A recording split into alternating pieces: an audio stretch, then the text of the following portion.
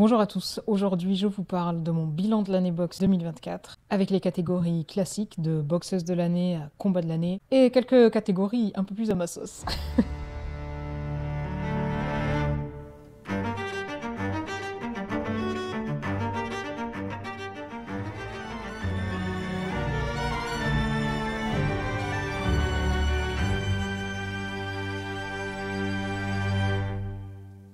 Alors, toute belle soirée de boxe qui se respecte commence par la narration, ce qu'on appelle le build-up.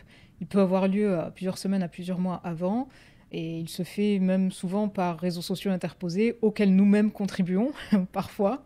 Et l'objectif, c'est de nous intéresser au combat qui va arriver pour qu'on puisse payer notre petit pay-per-view ou acheter notre billet pour aller voir le combat. Donc un bon build-up, ça va aborder la rivalité entre les combattantes, le challenge sportif, il peut y avoir du trash talk, et tous ces éléments-là vont nous investir émotionnellement. Cela fait partie intégrante de la culture de ce sport. Alors j'ai sélectionné 3 combats. Claressa Shields contre Vanessa Lepage-Johannis, Mikaela Mayer contre Sandy Ryan, Seniesa Estrada contre Yokasta Valley. Le combat entre Mikaela Mayer et Sandy Ryan a les ingrédients clés d'un bon build-up. On a d'abord du bad blood, c'est-à-dire qu'entre les deux boxeuses, il y a énormément d'animosité. La raison est simple, et je l'ai évoqué dans la vidéo qui vous préparait à ce combat, moi-même. Mikaela Mayer reproche à Sandy Ryan de lui avoir piqué son coach. Pour expliquer le truc, en fait, au moment où Mikaela va partir affronter Natasha Jonas en Angleterre, son coach Kay vient la voir et puis lui dit « Je vais ramener Sandy Ryan dans notre team. Mais t'inquiète pas, c'est pas moi qui l'entraînerai, c'est Flick, un autre coach de cette team, qui s'en occupera. » Bon, Mikaela de suite, elle est contre. Pourquoi? Parce qu'à ce moment-là, elle a fait une montée de poids, montée de catégorie de poids, et Sandy est clairement une de ses adversaires potentiels. Elle part néanmoins faire son combat contre Natasha Jonas, elle revient, et puis elle décide du coup de quitter cette team parce que c'est encore plus certain qu'elle va affronter Sandy Ryan, c'est juste une question de temps. Si elle avait gagné la ceinture de Natasha Jonas, de toute façon, elle aurait dû affronter Sandy qui a elle aussi une ceinture, et faire une unification, et si elle l'avait perdue, comme ça a été le cas, elle n'a pas de ceinture du tout, donc c'est encore plus justifié qu'elle aille chercher à combattre Sandy et prendre sa ceinture. L'animosité, c'est le moins qu'on puisse dire, entre ces deux boxeuses n'a pas cessé d'augmenter jusque dans les dernières heures précédant le combat. La pesée, avec une certaine gestuelle, et puis quelques heures avant de monter sur le ring, alors qu'elle sortait de son hôtel, Sandy Ryan s'est vue aspergée de peinture rose. Le deuxième combat que je propose dans cette catégorie, c'est Claressa Shields contre Vanessa Lepage-Johannis, la québécoise. Alors tout d'abord, Claressa, dans les échanges dans la presse et dans les différentes vidéos, montre du respect à Vanessa. I got a tough opponent in front of me, Vanessa Jonas from Canada. Elle reconnaît son expérience, elle reconnaît que ça n'est pas gagné d'avance. Claressa, à ce moment-là, fait elle-même une montée en poids et ne sait pas encore comment elle va pouvoir encaisser les coups de Vanessa. I have to have some power to keep her off of me and get her respect. Vanessa Lepage-Johannis, la québécoise, revient de loin. Après une dépression et une perte de poids assez impressionnante, elle fait en plus l'effort de venir affronter Claressa dans son petit jardin à Détroit, dans la salle des Pistons et des Red Wings, le Little Caesars Arena. Il s'agit donc d'un combat historique pour Claressa Shields qui cherche à être couronnée dans 5 catégories de poids différentes. Au moment de la pesée, il y a déjà un choc de tête, je ne sais pas comment appeler ça autrement, entre Claressa et Vanessa. Et Claressa, qui certes a 0 défaite, mais un compteur à KO assez bloqué, n'est pas du tout certaine de pouvoir l'emporter. Enfin, je dirais que dans le build-up du combat, il y a aussi le versant social que porte Claressa, puisqu'elle a offert 1000 places à des gamins de la ville, issus de quartiers défavorisés, de différentes salles de boxe et associations. Joli geste de la part de la GWOAT. Enfin, troisième combat dans cette catégorie, Seniesa Estrada contre Yokasta Valley.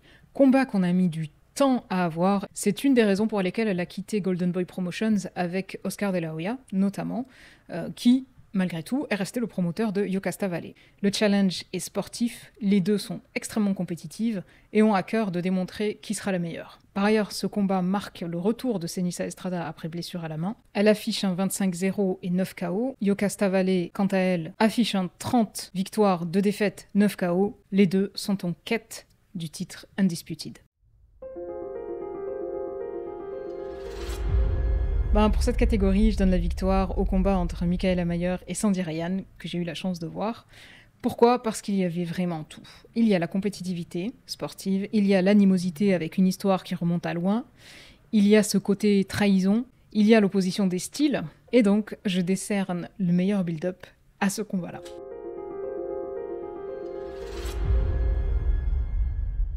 Le ring walk, c'est le moment, les minutes qui précèdent la montée sur le ring. Le combat est alors déjà engagé et bien souvent dans la tête. Il nous donne quelques éléments de la psychologie du boxeur, de la boxeuse.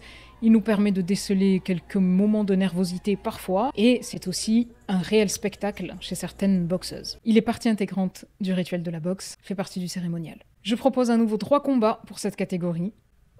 Michaela Mayer contre Sandy Ryan, Claressa Shields contre Vanessa Lopez-Johannis et Katie Taylor contre Amanda Serrano 2 dans la Little Caesars Arena. Claressa Shields choisit de faire un ring walk des plus mémorables avec la fanfare de Détroit, rien que cela, et la boxeuse Dej Loaf. Le combat entre Michaela Mayer et Sandy Ryan se retrouve nominé une fois de plus dans mes Nadia Awards de l'année.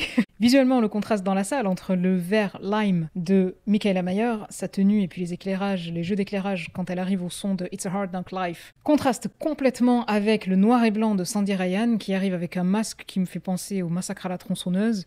Une ambiance beaucoup plus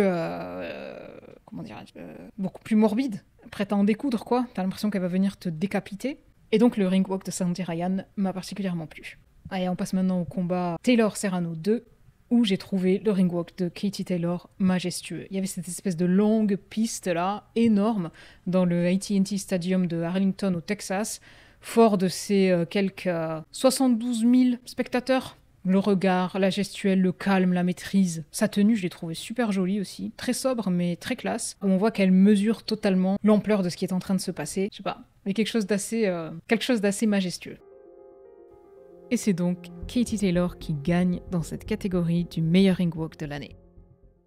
Je vous propose maintenant une catégorie à ma sauce, une catégorie spéciale, que j'ai décidé d'appeler Esprit de combattante.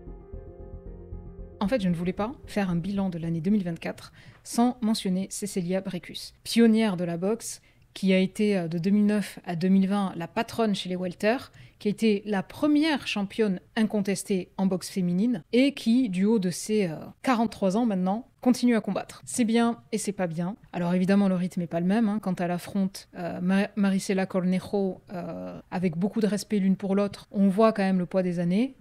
Cornejo, pour sa part, elle a 37 ans. Mais quand même, je voulais décerner un prix spécial à Cecilia Brækhus pour toute la carrière qu'elle a menée, et parce que ça me fait plaisir de voir que même si c'est sur la fin de carrière, elle bénéficie un petit peu de la lumière qu'on commence à mettre sur la boxe féminine. Elle arrive quand même dans ce combat à knockdown Marisela Cornejo, qui est arrivée en short notice pour remplacer Emma Kozin, qui avait eu apparemment des problèmes de voyage, enfin bref. Et donc, Cecilia Brækhus récupère une ceinture intérim WBC.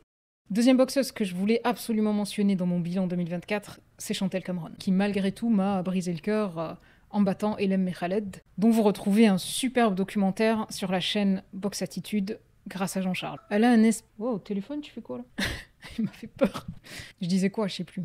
Oui, donc Chantelle Cameron, qui, après sa défaite dans son second combat contre Katie Taylor, défaite ô combien contestée, elle est revenue. Et c'est pas facile. C'était pas facile pour elle d'aller retrouver des combattantes qui accepteraient de l'affronter. C'est la seule boxeuse qui a causé une défaite à Katie Taylor à Dublin, s'il vous plaît. On a des chances de la revoir en 2025, puisque Katie Taylor va devoir faire face à 2 possibles trilogies. Celle contre Serrano ou celle contre Cameron. La différence, c'est que Chantelle Cameron a infligé une défaite à Katie Taylor. Donc, elle a peut-être plus à cœur de racheter son nom. J'aimerais bien finir la trilogie entre Chantelle Cameron et Katie Taylor en Irlande, et que ce soit le dernier combat de Katie Taylor. Dans cette catégorie, je voulais aussi mentionner Terri Harper. Terri Harper parce qu'elle fait partie de ces boxeuses aussi qui sont tombées mais qui ont été capables de se relever, parce qu'elle avait perdu, toujours en 2024, contre Sandy Ryan dans une catégorie de poids qui, pour Terri Harper, semblait être un petit peu trop lourde. Et donc ça fait plaisir de voir une boxeuse comme ça, qui elle aussi a une certaine longévité, je dirais, revenir et avoir ce mental et l'avoir gagné malgré tout dans la même année. Je trouvais que c'était vraiment joli. Elle achève en 2024 une victoire contre Rhiannon Dixon, ce qui lui permet de prendre le titre WBC chez les légers et de rentrer dans l'histoire, puisque c'est la première boxeuse britannique à être championne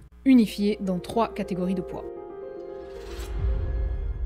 Seniesa Estrada, l'américaine d'origine mexicaine, qui décidera de prendre sa retraite. Ce que j'ai beaucoup apprécié et qui fait démonstration du courage de cette boxeuse, c'est qu'elle n'a pas hésité à expliquer les réelles raisons de son départ, et notamment de mentionner ses problèmes de santé mentale. Et je trouvais que c'était extrêmement courageux de sa part. Elle part en étant championne incontestée, titre qu'elle recherchait depuis longtemps, et je publierai, je sais pas quand, un jour, une vidéo qui lui sera consacrée.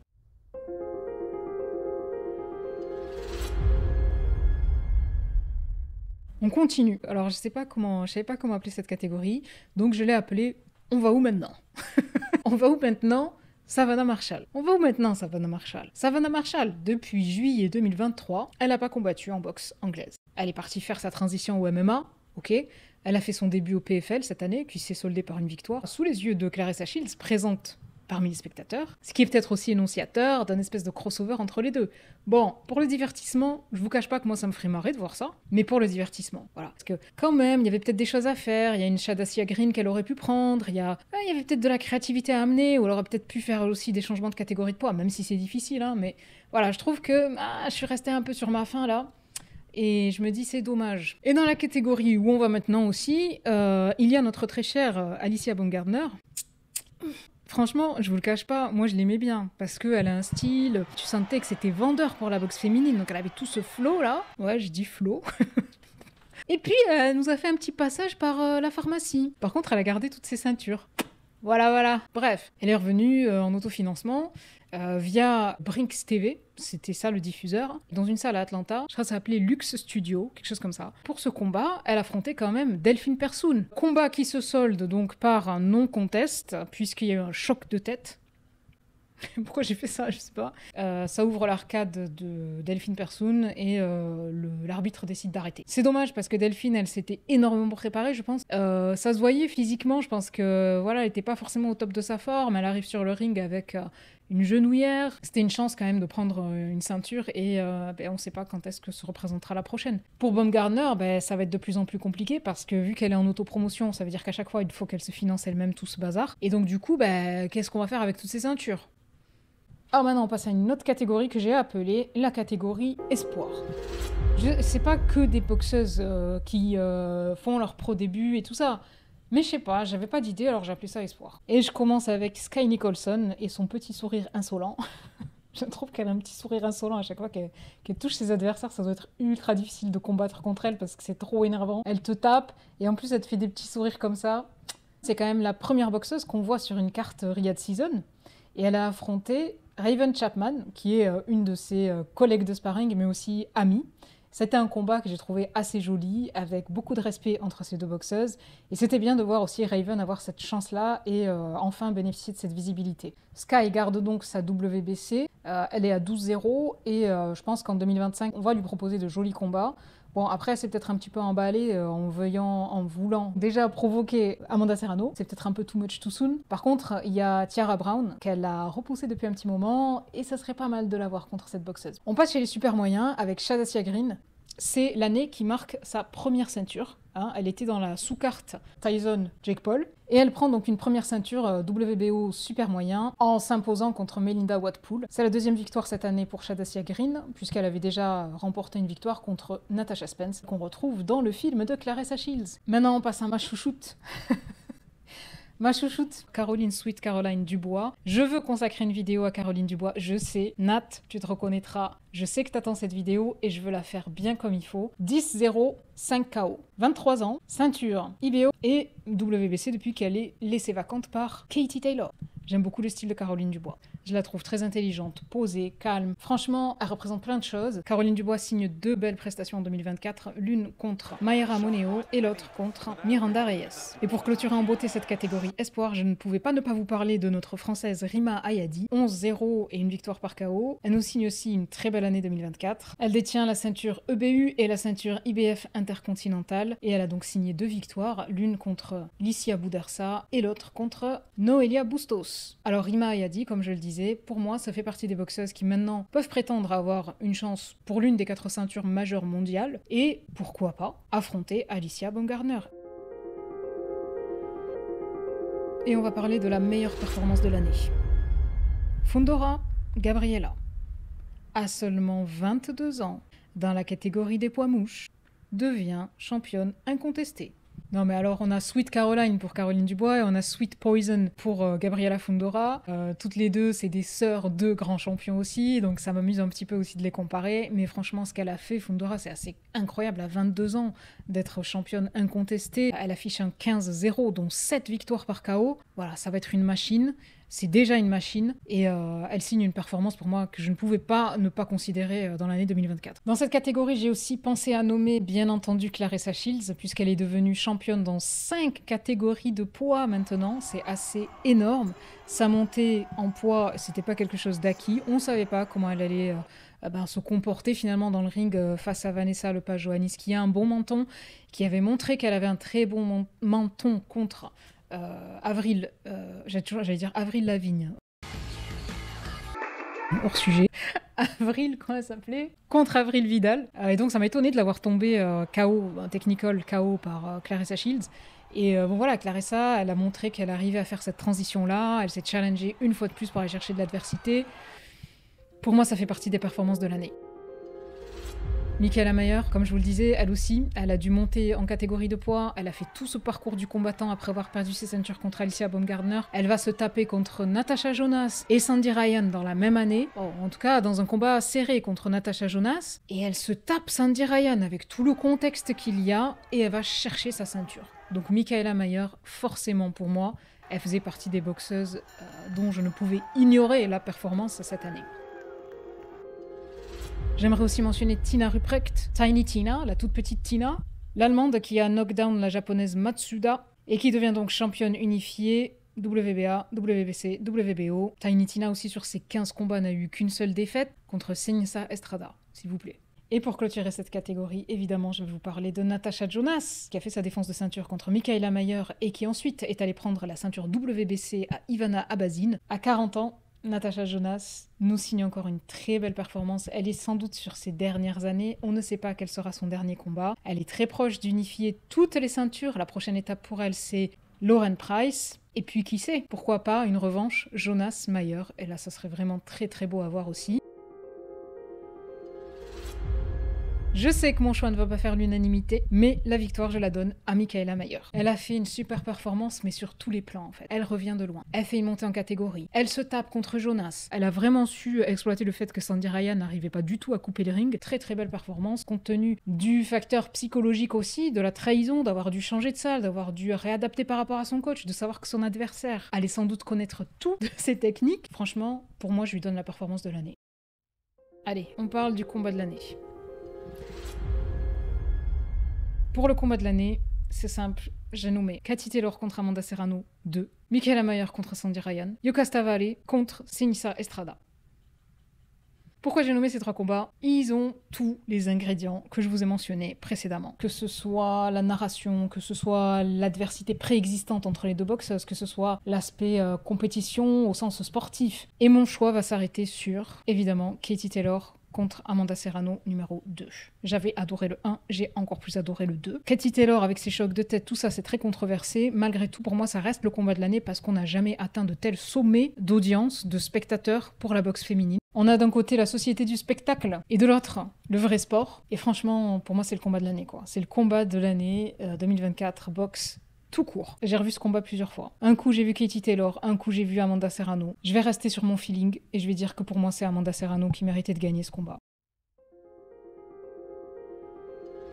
Boxeuse de l'année. Pour cette catégorie, je nomme Claressa Shields, Amanda Serrano, Katie Taylor, Gabriela Fundora et, ça va vous surprendre, Iman Khalif. Je sais pas si vous en avez entendu parler.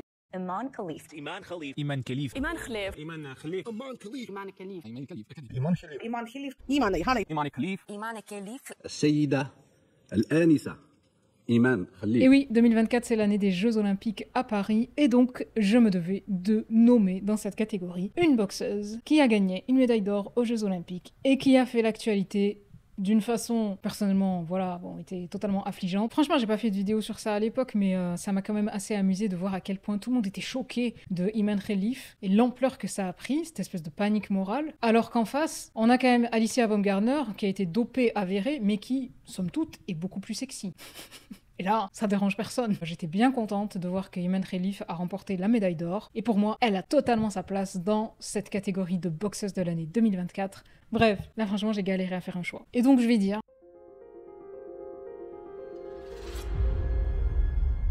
Amanda Serrano, boxeuse de l'année 2024. Le combat qu'elle a fait contre Katie Taylor, dingue. Le nombre de catégories de poids qu'elle a fait, incroyable. Amanda Serrano, boxeuse de l'année 2024 dans le combat de l'année 2024. Mais mais je ne peux pas la départager de Claressa Shields.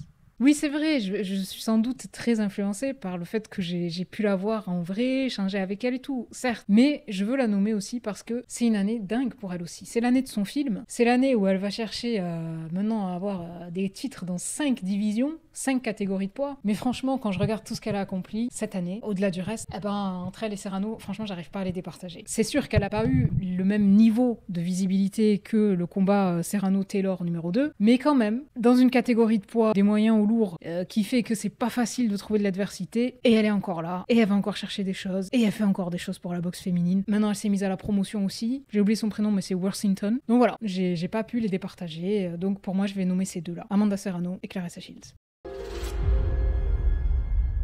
Alors j'ai bien aimé faire cette vidéo sur l'année 2024 en boxe. J'espère que cette vidéo vous a plu. Elle a duré un petit moment, mais j'ai essayé d'être complète sur l'année 2024 et de vous partager vraiment les boxeuses qui m'ont parlé, quoi. Ça me fait toujours super plaisir. Je vous remercie vraiment beaucoup. Tous ceux qui m'envoient des petits messages et tout, franchement, merci infiniment. Et puis, ben voilà, je lis vos messages avec attention. En 2025, regardez la boxe féminine. Et puis moi, je vous dis à la prochaine.